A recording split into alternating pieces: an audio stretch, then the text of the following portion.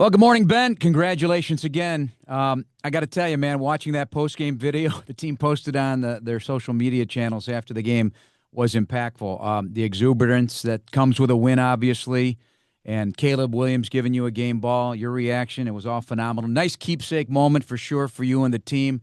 What were you feeling in that exact moment?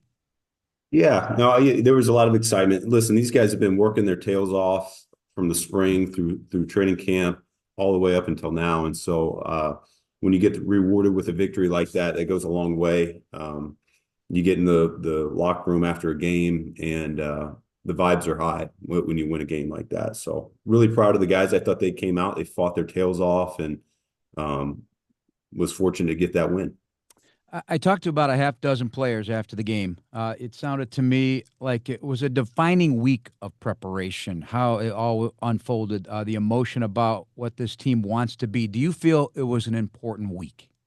Yeah, each week is though. And that's we did what was necessary to win that game, and we played well enough. We still have a lot of things to clean up. We say after we win the game that the mistakes are minimized, and when we lose them, they're magnified. And so the mistakes are still there. We'll clean those things up, but no, like I said, we'll get right back on the horse. We'll get to work again. This doesn't change anything for who we are or where we're going. We're learning how to win. We're learning how to respond to success as well. That there's a lot of good teaching moments here this week, just like there's been the last 2 weeks. Do you feel it was a heck of an answer, though, given what transpired in week two?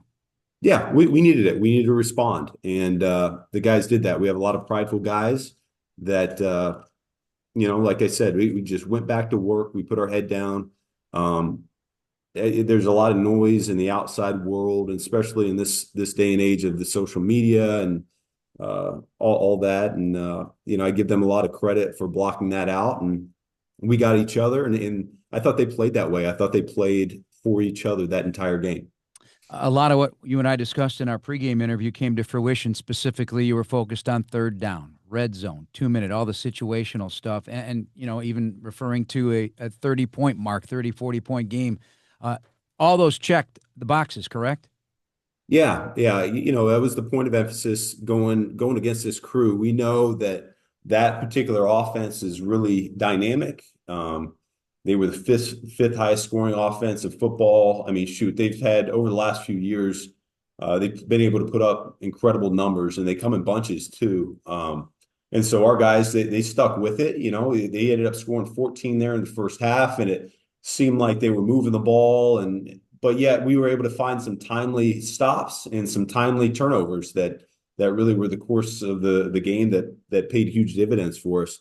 We played complementary football throughout that game. When the defense needed a little pick me up, offense came through for us, and vice versa. Special teams played really good.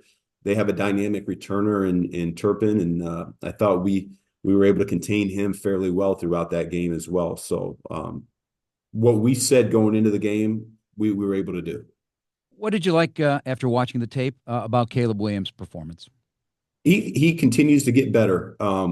There's still room for improvement, just like there's going to be all season long. And there's a few plays that I wish we could get back for him.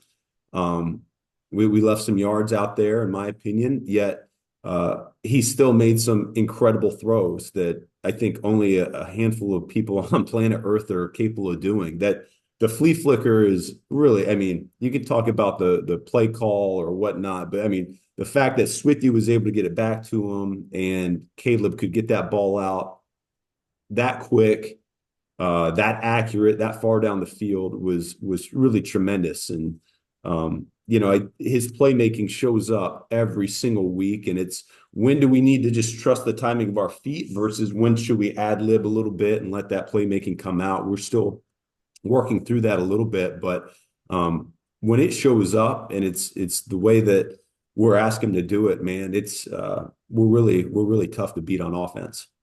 Longest pass in the NFL this season, air yard, 62. 62 in the air on a Yeah. 65-yard touchdown. Yeah. Yeah, you said you like those 19 play drives. I like the Well, one play. we'll get to the 19-play drive here. Ben Johnson, our guest here on ESPN 1000. I know that the play name came out. I don't know. Some of the players White House. Well, I'm always intrigued by the names of plays. Heck, when you first met me, you brought up Stumblebum. Um, what does it mean if you're willing to share? And how Man, do I got these to go names come back. I about? got to talk to our staff. They were the ones that named it. I can't even remember. We try to put a play on words and have everything kind of means something. And I think guys take it, put it in one ear and it's right out the other. They just memorize what it comes down to at the end of the day. But yeah, it meant something when we were installing it. And like I said, they just executed that play really well. Yeah, it's fun stuff when you win, to talk about this stuff. All right, let's talk about that 19 play drive. I was thrilled just because it's 11 straight running plays in there. And it's just, I know offensive linemen love running the football like that. I know they said it was exhausting and it was extremely tough on everybody, but that was a major payoff of a drive and going for it on fourth down, no less. Yeah, I mean, in the moment, I don't even realize the number of plays. In the moment, I don't even realize that we called that many runs in a row. I'm just kind of going through my sheet and doing what I think is best for us to move the ball and get the ball to the guys and in a little bit of space. And so, yeah, I was a little bit surprised when I heard that at the end of the game. Those guys, they hung in there well. I kind of alluded to it. We do this long drive drill during training camp. We do that a few times, and it's good to see this early in the season that come to fruition. I don't think anybody batted an eye. Some guys can fold as it's going through that series, and it just becomes a game of will at that point. Because as bad as you're feeling, you can look across the ball and you can see those guys doubled over or on a knee, and you know that, shoot, man, if we just dig down a little bit more, we're going to end up with points on this drive. And it's demoralizing to a degree there for the opposition when you're able to come away with the touchdown. And so, yeah, I had in my head with how that one was going that if we got the ball inside the 5, that I wanted to go for the touchdown. And a credit to those guys, they were able to do that. Luther did a nice job there on the 3rd and long, being able to get it down there inside the 5, and then good execution there on the 4th down. What did you think of the Dennis Allen game plan for this one? What do you Yeah, think? no, I thought he had it wired up the right way. We knew that how we were going to play this particular game. We're going to play a little bit more too high, and we wanted to stop the run with that too high defense because they have both Pickens and CeeDee Lamb that we needed to account for there in the passing game. And because of that, it's difficult, particularly when you're going against a front that's good, that is that good. They had a number of first rounders. Those guys showed up. They were able to get after us a little bit because we had a lighter box. And yet when it came down to it, we were able to get off the field on 3rd down. We were able to find those turnovers. And I really felt like we limited the number of explosive plays that particular unit is capable of producing. So, man, I can't say enough about the whole unit staying in the game, staying in the fight. They came down, they scored that touchdown and got the 2-point conversion. Things could have easily spiraled a little bit from there, but they put a end to it, and I think they ended up getting a 3 and out the next time they hit the field, and were able to score a touchdown right before halftime, which was huge. You never want to place so much emphasis on one play, but a case could be made that Tyreek Stevenson strip and how he did that play off a 27-yard run, one of the few explosives, Yeah, no, was I mean, mighty significant. yeah, they started off the game there with 2 runs, and that second play that was going to be an explosive on us, and he was able to get that thing away and get us the ball. So I love it, man. I love how smart our group is becoming. They're very ball conscious right now. I see a number of times that they're punching away at the ball, and even though we're not getting it out, they're getting darn close.